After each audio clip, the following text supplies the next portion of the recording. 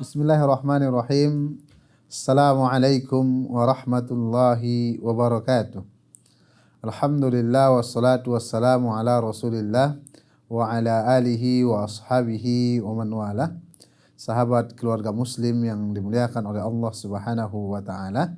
Kita kembali ke program kita, program Tanya Syekh. Seperti biasa kita akan menyaksikan terlebih dahulu video yang akan disampaikan oleh Syekh Uthman Al-Khamis hafizahullahu ta'ala, kemudian nanti kita jelaskan dan juga kita terjemahkan. وعلينا كذلك بالدعاء في هذا الشهر. واعلموا حفظكم الله تبارك وتعالى أن الله لا يرد الدعاء إذا اجتمعت فيه شروطه، لا يرد الدعاء سبحانه وتعالى، بل يقبل الدعاء كله جل وعلا. لكن الله جل وعلا حكيم، ومن حكمته ما أخبر به النبي صلى الله عليه وسلم، يقول: إذا دعا أحدكم ربه سبحانه وتعالى من غير ما إثم ولا قطيعة رحم إلا كان بين ثلاثة أمور. أي أحد منكم يدعو الله تبارك وتعالى لا يدعو بإثم ولا يدعو بقطيعة رحم، أي دعاء من خيري الدنيا والآخرة كان بين ثلاثة أمور كما قال النبي الكريم صلى الله عليه وآله وسلم: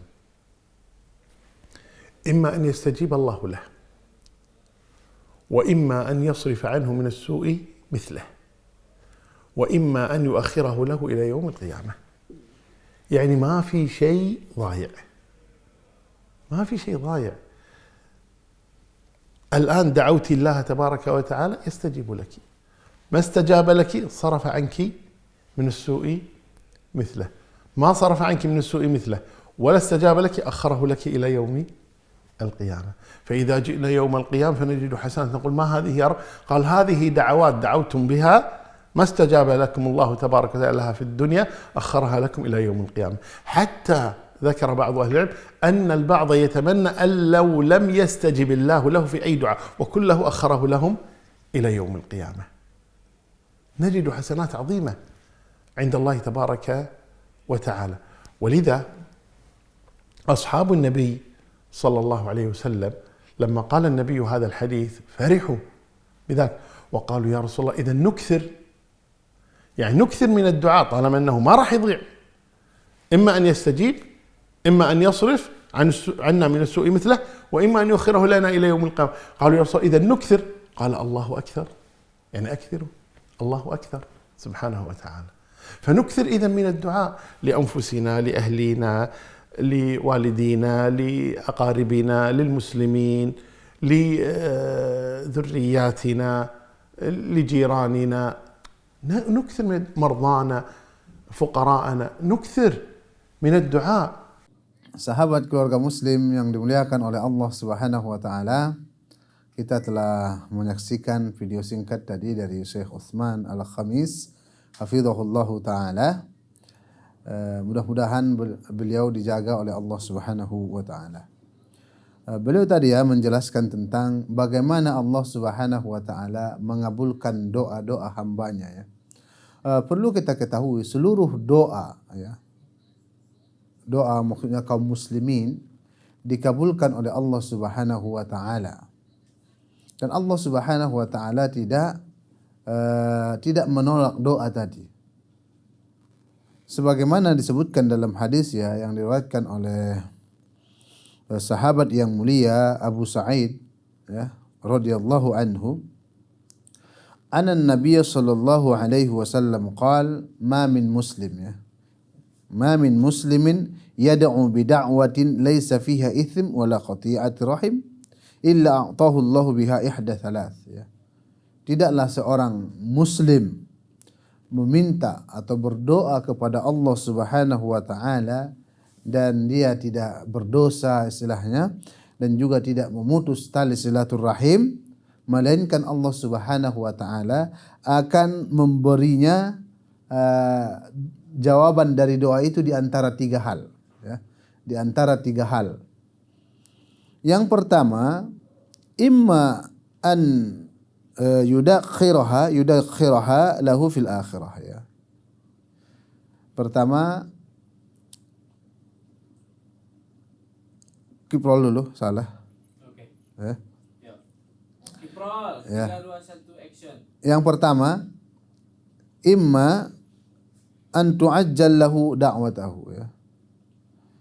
Yang pertama, Allah segerakan mengabulkan doanya di dunia. Seperti seorang berdoa ingin meminta kepada Allah Subhanahu wa taala kekayaan, atau meminta keturunan, atau meminta diberikan istri yang soleha, ataupun tetangga yang baik, langsung Allah kabulkan di dunia itu. Ini yang pertama yang didapatkan oleh orang yang berdoa. Langsung dia dapatkan apa yang dia doakan tadi. Kemudian wa imma an yudakhiraha lahu fil akhirah, ya. Atau Allah Subhanahu wa taala menjadikan ini deposito dia di akhirat.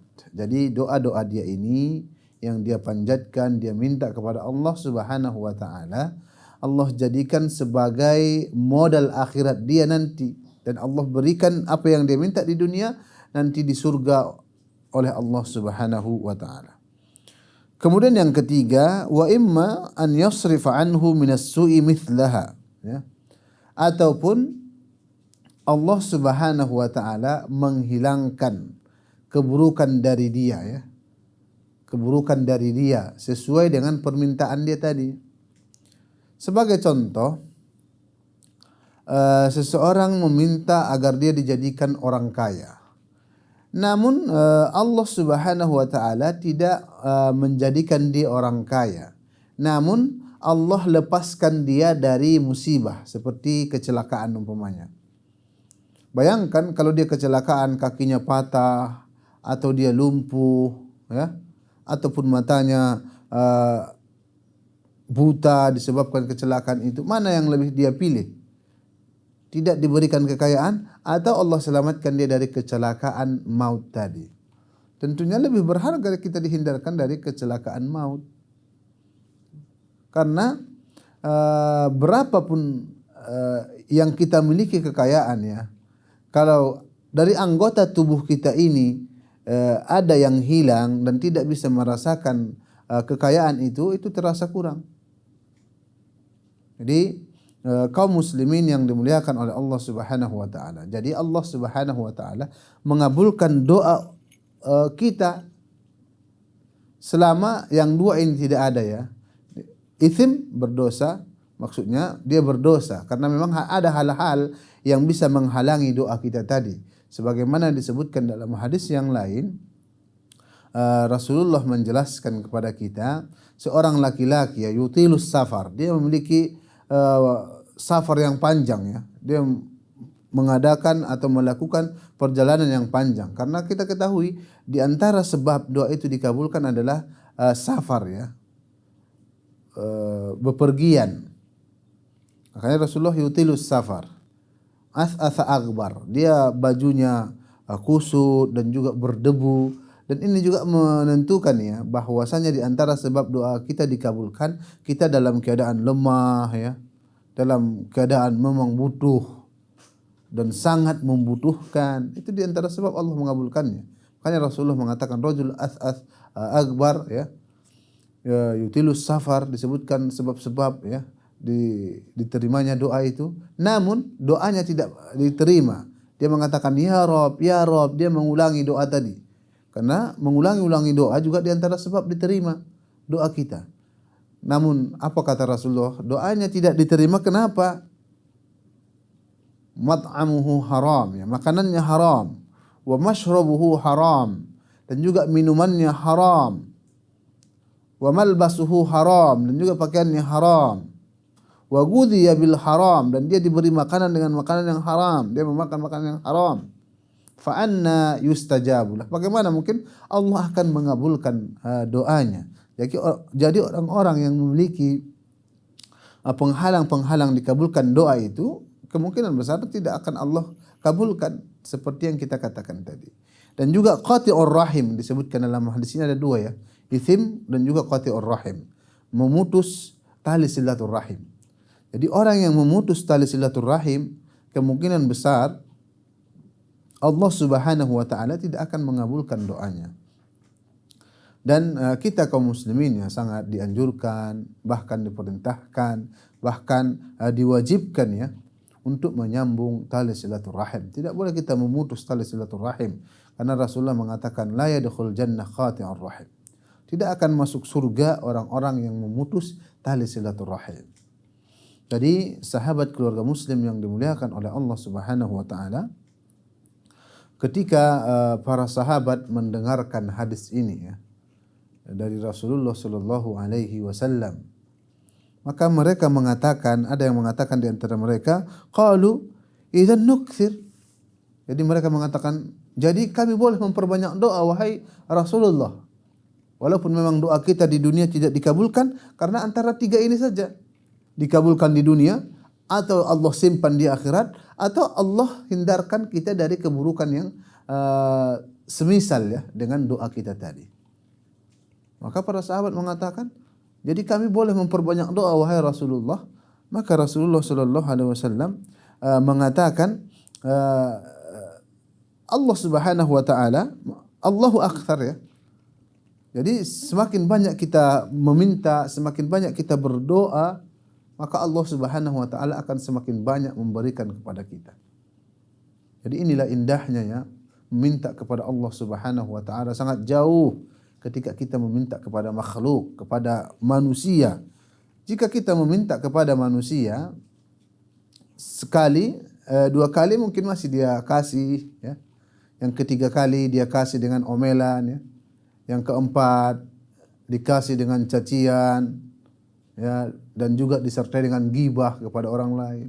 Yang kelima diusir dan dicaci dan tidak dikasih apa-apa. Itu wajar, itu manusiawi seperti itu. Namun jika kita meminta kepada Allah Subhanahu wa taala, Rabb kita, pencipta kita, maka Allah Subhanahu wa taala semakin senang. Semakin banyak kita meminta, maka semakin dekat kita dengan Allah Subhanahu wa taala ya. Bahkan disebutkan ya bahwasanya para ulama-ulama kita terdahulu, para salafus saleh, mereka mengatakan atau berkeinginan ya agar doa-doa mereka yang mereka panjatkan kepada Allah Subhanahu wa taala di dunia ini agar tidak dikabulkan ya. Maksudnya dikabulkan di sini, tidak dikabulkan maknanya tidak diberikan seperti apa yang dia minta itu di dunia, namun disimpan di akhirat. Karena rahmat dan juga balasan Allah di akhirat tentunya lebih besar dan juga berlipat ganda. Maka tidak heran ya mereka berkeinginan doa mereka itu tidak dikabulkan di dunia dan disimpan oleh Allah Subhanahu wa taala di akhirat. Dan ada suatu ungkapan yang sangat baik dan sangat bagus dari guru kita Syekh Abdul Aziz bin Baz ya, rahimahullah rahmatan wasi'ah, semoga Allah Subhanahu wa taala merahmatinya.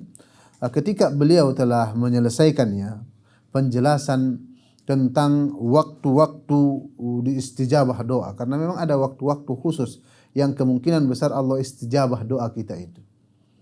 Kemudian setelah dia menjelaskan itu, dia mengatakan suatu ungkapan yang bagus dan ungkapannya memang agak lumayan panjang. Beliau mengatakan, yanbaghi lil mu'min wal mu'minah taharri hadhihi al-awqat wal hirs 'ala ad-da'wati at-thayyibah al-jami'ah fi wasatil lail wa fi akhiril lail ya. Sangat dianjurkan bagi seseorang untuk betul-betul berdoa di waktu-waktu akhir ya, malam ataupun pertengahan malam ataupun di waktu kapan saja dari malam itu. Lakin ats-tsulusul akhir wa jawful lail ahra bil ijabah. Namun 2/3 malam atau 1/3 malam atau malam terakhir itu lebih afdal dan kemungkinan besar akan dikabulkan oleh Allah Subhanahu wa taala. Namun harus kita meminta kepada Allah Subhanahu wa taala diiringi dengan asma, dengan nama-nama Allah Subhanahu wa taala al-husna wa sifatihil ula, dan juga sifat-sifat Allah Subhanahu wa taala agar doa kita itu dikabulkan ya. Kemudian beliau tambahkan ma'al ilhah wa tikrarid doa. Ini penting. Namun perlu kita garis bawahi al-ilhah ya. Al-ilhah wa tikrar, yaitu terus menerus kita ulangi doa itu. Karena itu adalah salah satu sebab Allah akan mengabulkan doa kita. Jadi pertengahan malam kita ulangi doa kita dengan menyebut nama-nama Allah dan juga sifat Allah. Tergantung apa yang kita minta. Ketika kita meminta rezeki, ya Razzaq, wahai maha pemberi rezeki, urzuqni, berikanlah saya rezeki. Atau ketika kita meminta ampunan, ya Ghafur atau ya Ghaffar, wahai maha pengampun, ighfirli, ampunilah dosaku, seperti itu. Maka beliau mengatakan fal ilhahu fi dzalika wa husnul dzan billah wa adamul ya'si min a'dhami asbabil ijabah ya. Al ilhah, terus menerus ya, berdoa, dan juga husnuzon kepada Allah. Husnuzon kita kepada Allah, Allah akan mengabulkan doa kita itu. Wa adamul ya'si, dan tidak putus asa. Jadi jangan putus asa kita. Sehari dua hari kita berdoa tidak dikabulkan, putus asa. Kemudian kita tidak berdoa lagi. Ya. Karena putus asa salah satu sebab Allah tidak akan menerima doa kita tadi. Maka beliau mengatakan fa'alal mar'i an yulihha fid du'a wa yuhsinu dzan billah azza wa jal wa ya'lam annahu hakimun alim. Jadi seorang itu harus terus-menerus berdoa dan juga husnuzan kepada Allah Subhanahu wa taala, karena Allah Subhanahu wa taala hakimun alim, maha bijaksana, maha teliti, dan juga maha mengetahui. Beliau mengatakan qad yu'ajjilul ijabah li hikmah. Kadang Allah menunda ya, menunda menjawab doa kita itu karena ada hikmah di balik itu. Di antara hikmahnya mungkin jika Allah mengabulkan doa yang kita minta, maka kita selesai tidak mendekatkan diri lagi kepada Allah. Kadang karena cintanya Allah kepada hamba tersebut, Allah tunda pengabulan doanya karena Allah suka melihat dia bermunajat, ya, datang kepada Allah Subhanahu wa taala meminta. Karena kecintaan Allah itu Allah tunda. Itu adalah di antara hikmahnya. Wa qad yu'ti as-sa'il khairan mimma sa'al. Dan juga perlu kita ketahui, kadang Allah memberikan pemberian yang lebih baik daripada yang diminta oleh hambanya tadi. Sebagaimana sabata 'anil nabiy, ada hadis dari Nabi Muhammad sallallahu alaihi wasallam, wa alaihi an yarju min rabbih al-ijabah wa yukthir min tawassulihi bi asma'ihi wa sifatihi subhanahu wa ta'ala ma'al hadar min al-qasbil haram ya. Jadi sebagaimana dijelaskan tadi, sebagaimana sahabat, memang Rasulullah sallallahu alaihi wasallam banyak mendapatkan doa ya yang beliau panjatkan kepada Allah Subhanahu wa taala. Rasulullah meminta, namun Allah berikan yang lebih baik daripada itu. Kemudian seorang itu harus berharap kepada Allah Subhanahu wa taala agar doanya itu diistijabah. Kita juga harus berharap, memohon, meminta agar doa kita itu diistijabah oleh Allah Subhanahu wa taala dengan tawassul ya. Membuat perantara antara kita dengan doa itu adalah nama-nama Allah dan juga sifat-sifat Allah Subhanahu wa taala ma'al hadar minal kasbil haram. Dan kita harus hati-hati dari memakan ataupun mencari nafkah dari yang haram. Sebagaimana kita katakan tadi, memakan harta yang haram adalah sebab Allah Subhanahu wa taala tidak akan menerima doa kita. Wal hirsu al kasb at tayyib lianna al kasb al khabith min asbab hirman al ijabah. Maka beliau tutup dengan ucapan ini, dan seorang muslim itu harus sungguh-sungguh untuk mencari nafkah dari harta yang tayyib, harta yang baik dan juga halal, dan menjauhi mencari nafkah dari nafkah yang haram. Jadi sahabat keluarga muslim yang dimuliakan oleh Allah Subhanahu wa taala, jadi kita harus berkeyakinan bahwasanya Allah Subhanahu wa taala tidak akan menolak doa selama yang berdoa itu tidak memiliki hal-hal yang menghalangi doanya dikabulkan, ataupun dia tidak memutus tali silaturahim, karena Allah mengabulkan doa itu di antara tiga. Yang pertama Allah kabulkan di dunia, yang kedua Allah simpan di akhirat, yang ketiga Allah selamatkan dia atau hindarkan dia dari musibah yang sama atau yang semisal dengan doa yang dia panjatkan kepada Allah Subhanahu wa taala. Naam.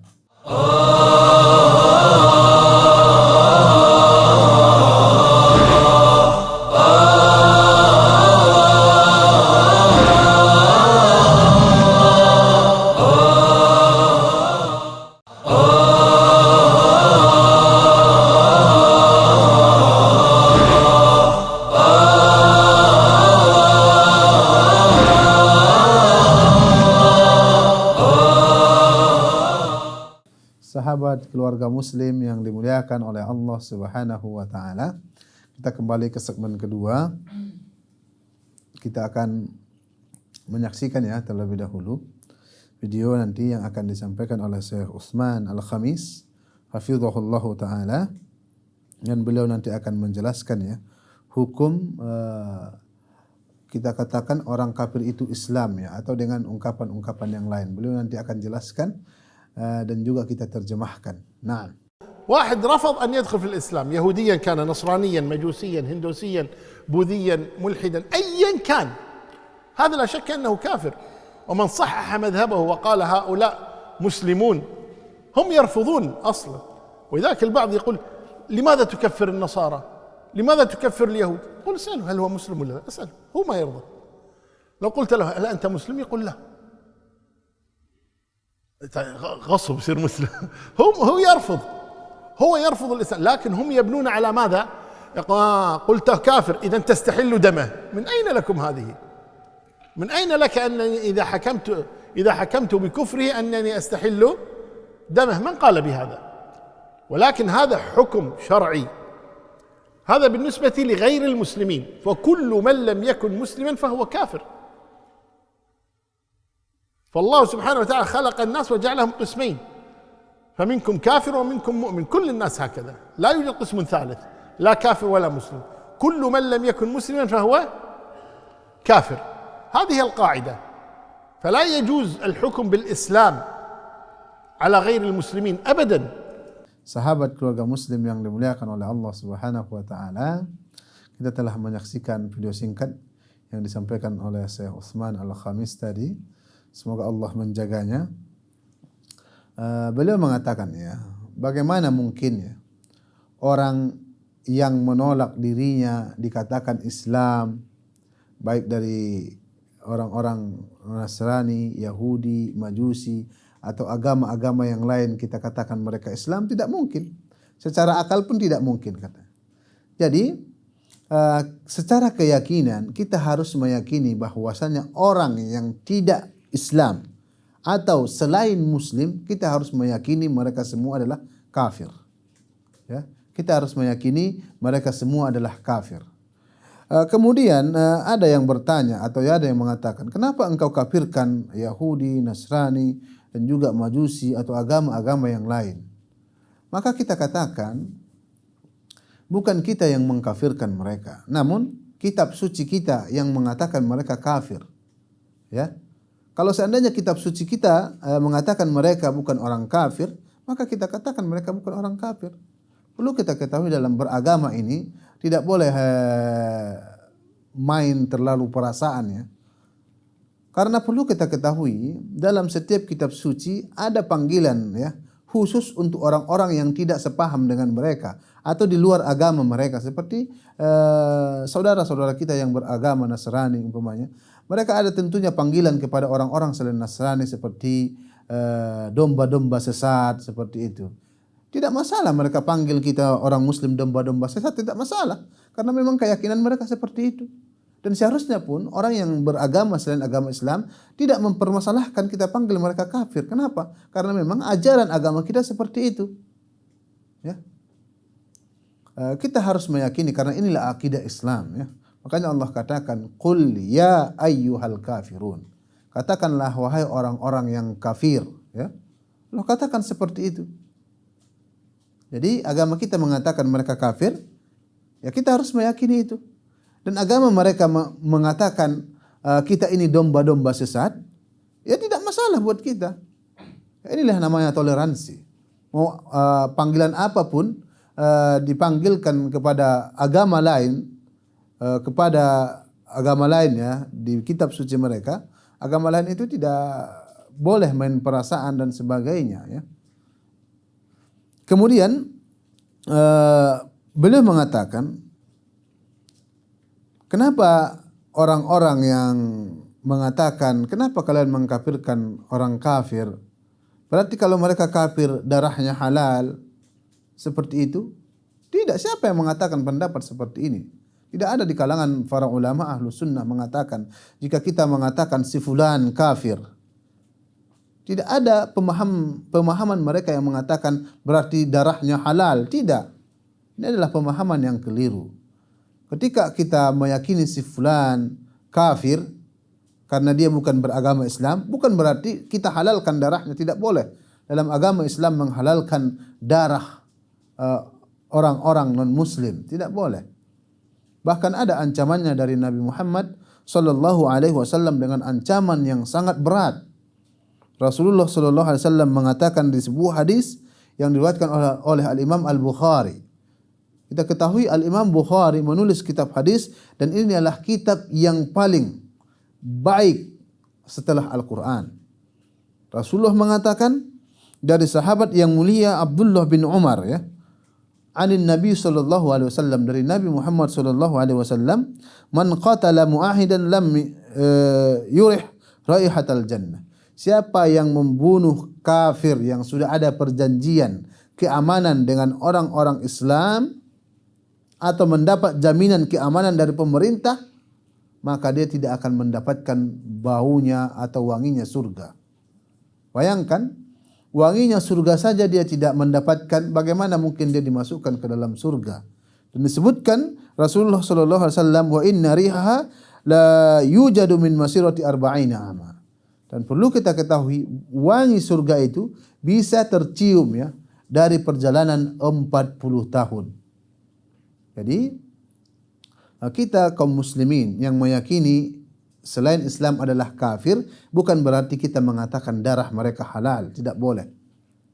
Karena Rasulullah mengancam itu. Siapa yang membunuh orang kafir yang 3 golongan kafir itu, maka dia tidak akan mendapatkan wanginya surga. Yang boleh hanyalah kafir harbi, ya, yang memerangi umat Islam. Yang memerangi. Adapun kafir zimmi yang mendapatkan perlindungan dari negara Islam, atau kafir muahad yang ada perjanjian antara negara Islam dengan mereka untuk tidak saling mengganggu, atau kafir musta'man, kafir yang mendapat jaminan keamanan, umpamanya orang-orang luar negeri yang dia beragama Nasrani, beragama Yahudi, Majusi, dia masuk ke Indonesia tidak boleh diganggu oleh orang Islam karena mereka mendapat jaminan dari pemerintah berupa visa keamanan, maka tidak boleh diganggu. Yang mengganggu mereka atau yang membunuh mereka tidak mendapatkan wanginya surga dari Allah Subhanahu wa taala. Jadi inilah akidah kita, akidah Ahlus Sunnah, harus tetap meyakini bahwasanya selain muslim adalah kafir.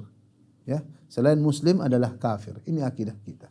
Dan juga kita harus meyakini, ya, bahwasanya kebaikan yang dilakukan oleh non-muslim atau kafir, baik kepada orang muslim ataupun selain orang muslim, tidak diterima oleh Allah Subhanahu wa taala.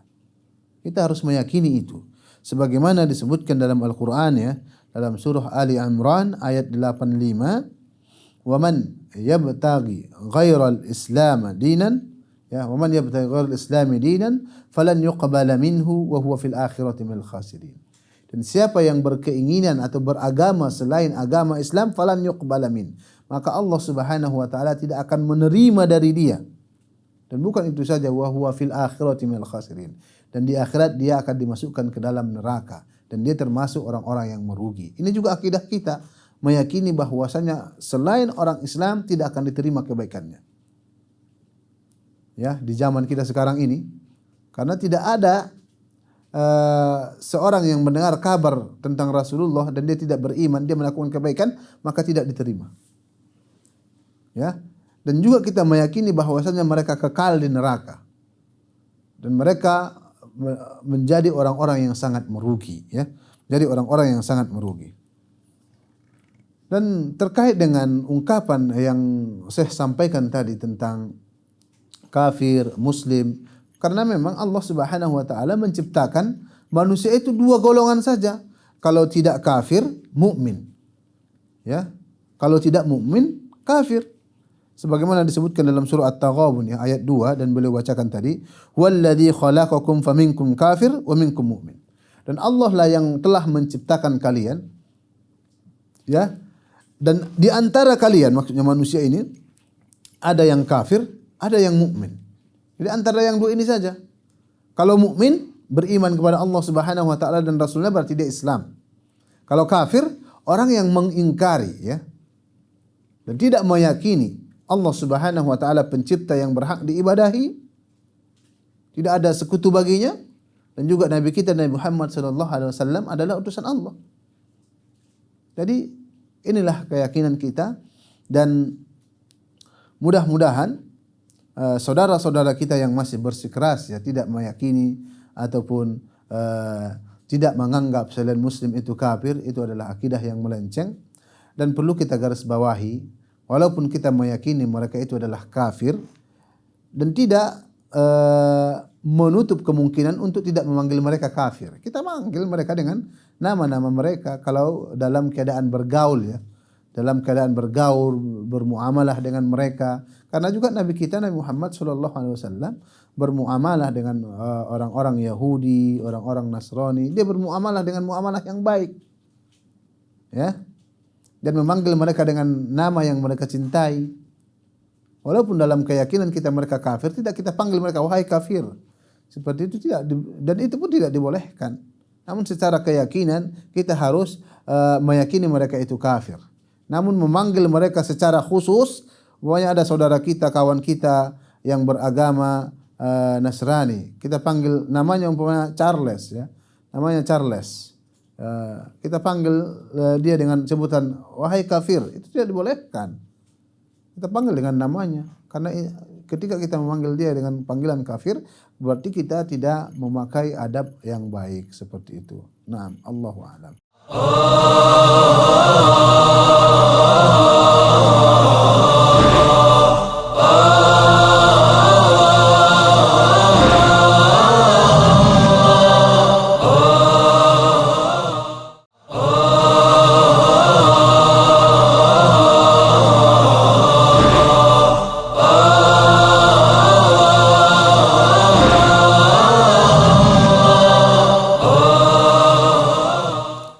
Sahabat keluarga muslim yang dimuliakan oleh Allah Subhanahu wa taala, kita kembali ke segmen ketiga, ya. Kita akan menyaksikan terlebih dahulu apa yang akan disampaikan oleh Syekh Utsman Al-Khamis hafizahullahu taala, kemudian nanti kita jelaskan dan juga kita terjemahkan. Nah. أحسن الله إليكم. قال المصنف رحمه الله تعالى: ولا فوق في جميع هذه النواقض بين الهازل والجاد والخائف إلا المكره، وكلها من أعظم ما يكون خطأ ومن أكثر ما يكون وقوعا، فينبغي للمسلم أن يحذرها ويخاف منها على نفسه. نعم. قال: ولا فرق بين هذه النواقض بين الهازل والجاد والخائف إلا المكره. يعني الهازل إذا وقع في واحدة من هذه العشرة فهو كافر. الخائف إذا وقع في واحدة من هذه العشرة فهو كافر، والجاد من باب أولى أنه كافر. قال: إلا المكره. والخوف هنا، الخائف، الخوف يعني على درجات، الخوف على درجات. فإن كان هذا الخائف يخاف من شيء يتوهمه، يقول له سيؤذيك فلان إذا لم تنطق بكلمة الكفر مثلا، فنطق بها خوفا من فلان، لابد أن يكون أولا أن فلانا الذي هددوه به أن يكون قادرا على إيقاع الأذى عليه. أما إذا كان في منزلته يقول فليأتي فلان، يعني هذا خوف جبن، هذا لا يعذر به. كذلك إن كان مجرد كلام لم يتيقن أنه فعلا أن يوقع الأذى عليه، فإنه كذلك لا يجوز له أن ينطق بالكفر إلا إذا وصلت إلى مسألة الإكراه، وهو الخوف الأكيد اليقين الذي يمكن معه أن يقتل أو ينتهك عرضه أو كذا، فهذا هو الخوف الذي يعذر به، وهو الذي يقال له الإكراه، كما وقع لعمار بن ياسر رضي الله عنه وعن أبيه أنه عذبه المشركون وآذوه حتى يسب النبي صلى الله عليه وسلم، فلما كثر عليه الأذى سب النبي صلى الله عليه وسلم مكرها على ذلك، فتركوه، فذهب إلى النبي صلى الله عليه وسلم حزينا منكسرا، فقال: يا رسول الله ما تركوني حتى سببتك. قال: كيف تجد قلبك؟ قال: مطمئنا بالإيمان. قال: إن عادوا فعد، إلا من أكره وقلبه مطمئن بالإيمان. وهذه القصة وإن كانت لا تثبت سندا لكن الآية تؤيدها، وهذا هو الظاهر، أنه إذا وصل في المرء الإيذاء والإكراه إلى حد الوصول إلى القتل، أما يقول والله سيضربونني فينطق بكلمة الكفر، أنا ما تحمل يمنعونني من الطعام فينطق بكلمة الكفر، أو يقول سيأخذون مالي فينطق بكلمة، هذا لا يجوز له ذلك، لا يجوز له ذلك أن ينطق بكلمة الكفر، إلا إذا كان إكراها حقيقيا يخاف معه من أن يصل الأمر إلى القتل أو إلى العرض، هنا يجوز له أن ينطق بهذه الكلمة على كراهة أيضا، ولا ينطق بها على رضا، وإنما ينطق بها وهو حزين منكسر.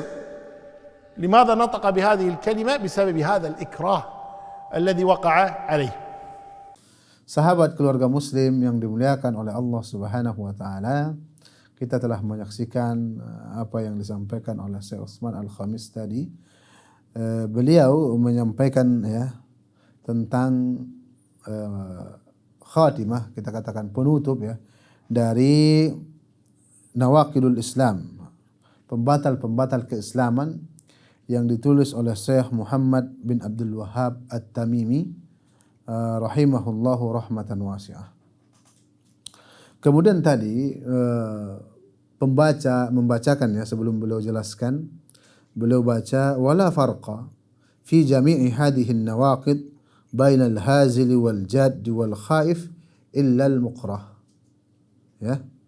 Wa kulluha min a'dami ma yakunu khataran wa min akthari ma yakunu wuqu'an fayanbaghi lil muslim an yahdharaha wa yakhafu minha ala nafsihi. Na'udzu billahi min mujibati ghadabihi wa alimi iqabihi wa sallallahu ala Muhammad. Dan ini adalah penutupnya ya. Artinya tidak ada perbedaan ya di antara semua nawaqid Islam, pembatal-pembatal keislaman yang disebutkan itu 10 ya, yang beliau sebutkan dalam kitabnya. Bainal hazil ya, tidak ada perbedaan antara orang yang bercanda ya, wal jad yang sungguh-sungguh ya, wal khaif bahkan orang yang takut, illa al mukrah kecuali orang yang terpaksa. Jadi siapa yang melakukan pembatal keislaman yang 10 itu, baik dia bercanda, bersungguh-sungguh atau takut, maka keislamannya sudah batal. Ya, dan takut ini bertingkat-tingkat ya. Dan takut ini bertingkat-tingkat. Kalau dia takut hanya ancaman dan tidak menimbulkan musibah buat dia seperti kematian, maka tidak boleh dia mengucapkan kalimatul kufri. Ya, hanya ancaman biasa ya, tidak boleh. Kalau tidak mengakibatkan dia dibunuh atau binasa, maka tidak boleh dia mengucapkan kalimatul kufri. Karena kalau dia sudah terpaksa dan kalau tidak melakukan itu dibunuh, maka dia masuk kepada derajat mukrah, orang-orang yang terpaksa ya. Seperti Ammar bin Yasir. Kita ketahui Ammar bin Yasir adalah sahabat yang mulia. Beliau dan orang tuanya Sumayyah dan juga Yasir disiksa oleh pembesar-pembesar Quraisy seperti Abu Jahal dan juga yang lain ya. Dia disiksa sehingga dia melihat ibunya ya yang sudah terasa lemah ditusuk sehingga mati, dan begitu juga orang tuanya, bapaknya mati di hadapannya. Ya, mati di hadapannya. Kemudian ketika sudah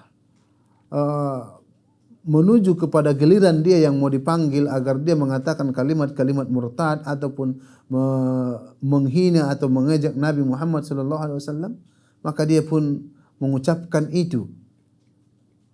Maka orang-orang Quraisy tadi yang kafir, yang musyrik meninggalkan dia. Maka dia pun datang menangis kepada Rasulullah SAW dan mengatakan, wahai Rasulullah, mereka tidak akan meninggalkanku kalau saya tidak menghinamu. Maka Rasulullah mengatakan, bagaimana dengan hatimu?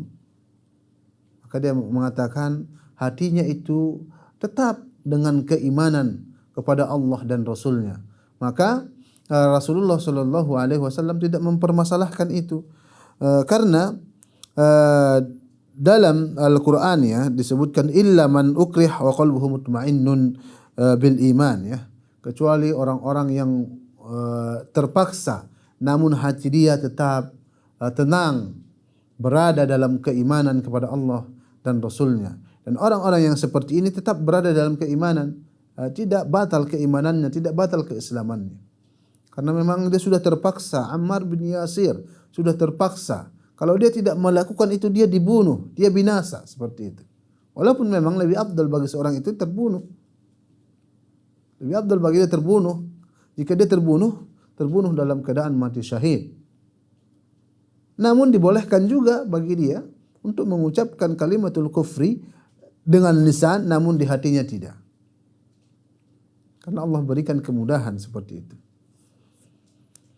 Kemudian wa kulluha min a'dhami ma yakunu khataran, dan yang disebutkan 10 dari pembatal keimanan itu semua adalah sangat membahayakan pelakunya. Ya, membahayakan pelakunya, seperti melakukan kesyirikan, menyirikkan Allah Subhanahu wa taala, atau meyakini bahwasanya petunjuk orang lain lebih afdal atau ajaran orang lain lebih afdal daripada ajaran Nabi Muhammad sallallahu alaihi wasallam. Ya. Baik ketika seorang itu mengucapkan itu dengan sungguh-sungguh atau bercanda, berarti dia bisa keluar dari agama Islam. Karena orang yang meyakini petunjuk orang lain lebih afdal daripada petunjuk Rasulullah, maka dia telah keluar dari agama Islam. Dia harus bertaubat kepada Allah Subhanahu wa taala. Dan disebutkan wa min aktsariha ma yakunu wuqu'an, dan ini banyak sekali terjadi. Ya, yang 10 yang disebutkan ini banyak sekali terjadi. Ini yang membuat kita sedih ya. Karena jauhnya umat muslim, umat Islam dari akidah yang benar, maka mereka dengan mudah ya mengucapkan kata-kata atau melakukan perbuatan-perbuatan yang bisa menarik mereka keluar dari agama Islam. Terkhusus di zaman kita sekarang, zaman fitnah ini, sebagaimana Rasulullah katakan, banyak nanti orang yumsi mu'minan wa yusbihu kafiran, atau sebaliknya yusbihu mu'minan wa yumsi kafiran. Ada pada pagi hari dia masih beragama Islam, namun di sorenya dia sudah menjadi kafir. Atau sebaliknya, di sore hari dia masih menjadi seorang muslim, namun ketika pagi hari dia sudah murtad, keluar dari agama Islam. Fayambaghi lil muslim an yahdharha. Maka ya selayaknya bagi seorang muslim untuk berhati-hati, untuk waspada melakukan pembatal-pembatal keimanan ini. Karena ketika seorang melakukan pembatal keimanan, maka dia telah keluar dari agama Islam. Sahabat keluarga muslim yang dimuliakan oleh Allah Subhanahu wa taala. Wa yukhaf minha ala nafsih, dan dia juga takut pembatal-pembatalan keimanan itu atau pembatal-pembatal keimanan itu terjadi terhadap dirinya. Dia harus merasa khawatir. Jadi harus betul-betul kita perhatikan. Karena jika seorang meninggal dalam keadaan melakukan pembatal-pembatalan keimanan, wal'iyadu billah, maka dia bisa kekal di neraka oleh Allah Subhanahu wa taala. Karena orang yang sudah batal keislamannya, maka dia telah menjadi seorang kafir, dan orang kafir akan kekal di neraka Allah Subhanahu wa taala. Jadi sahabat keluarga muslim yang dimuliakan oleh Allah Subhanahu wa taala, yang disampaikan oleh Syekh Utsman Al-Khamis ini sangatlah agung ya. Berbicara kalimat kafir, kalimatul kufri, kalimat kekufuran ya, disebabkan terpaksa. Jadi hukumnya dibolehkan kalau kita terpaksa. Maksudnya terpaksa di sini kalau tidak kita ucapkan bisa kita dibunuh ataupun binasa. Namun jika tidak, hanya sekedar ancaman saja, tidak boleh seorang mengucapkan kalimatul kufri. Tidak dibenarkan. Tidak dibolehkan. Maka dalam matan ini ya, ada bagian-bagian atau poin-poin yang sangat baik yang perlu kita garis bawahi. Yang pertama adalah la farqa fi hadhihi an-nawaqid bainal hazil wal jad. Karena tidak ada perbedaan antara yang melakukan itu, baik dia bercanda-canda ataupun yang bersungguh-sungguh. Sebagaimana terjadi ya di zaman Nabi Muhammad SAW, sebagaimana disampaikan oleh sahabat yang mulia Zaid bin Aslam an Abdullah bin Umar, dari sahabat yang mulia Abdullah bin Umar ya, mereka ketika pulang dari perang Tabuk, ada seorang mengatakan, ma ra'ayna mithla qurra'ina haula'i arqabu butunan wala akdhabu al-sunan wala azban inda liqa. Ini adalah ucapan kekufuran ya.